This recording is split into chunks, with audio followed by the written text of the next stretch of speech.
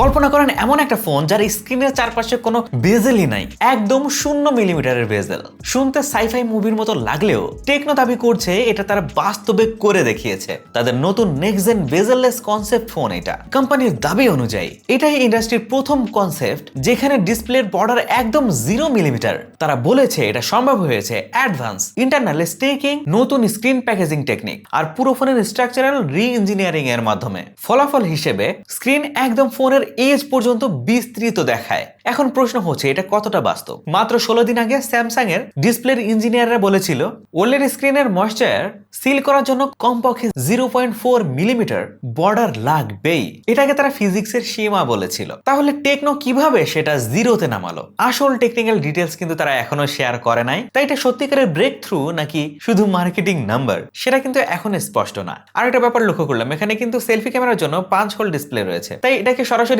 Zero বেজেল বলা যাবে কি? তবে একটা ব্যাপার বলে রাখা জরুরি, এটা এখনো শুধু একটা কনসেপ্ট ফোন, বাজারে এখনো পাওয়া যাবে না। টেকনো বলেছে ভবিষ্যতের ফোনে এই ধরনের টেকনোলজি ব্যবহার করা হইতে পারে। আগামী 3 সেপ্টেম্বর IFA 2026 বার্লিনে এটা প্রথম সরাসরি দেখানো হবে। তখনই বোঝা যাবে দাবিটা বাস্তবে কতটা মেলে। তো সব মিলিয়ে বলা যায় আইডিয়াটা কিন্তু খারাপ না, কিন্তু হাইপের সাথে বাস্তবতা কতটুকু মেলে সেটাও দেখা প্রয়োজন। আপনার কি মনে হয় এই 0mm বেজেল কি সত্যিই সম্ভব নাকি শুধু এটা মার্কেটিং ট্রিক? কমেন্টে আপনার মতামত জানান। আর এখনো যারা চ্যানেলটিকে সাবস্ক্রাইব করেননি এখনই সাবস্ক্রাইব করে রাখেন। দেখা হচ্ছে পরবর্তী ভিডিওতে। আল্লাহ হাফেজ।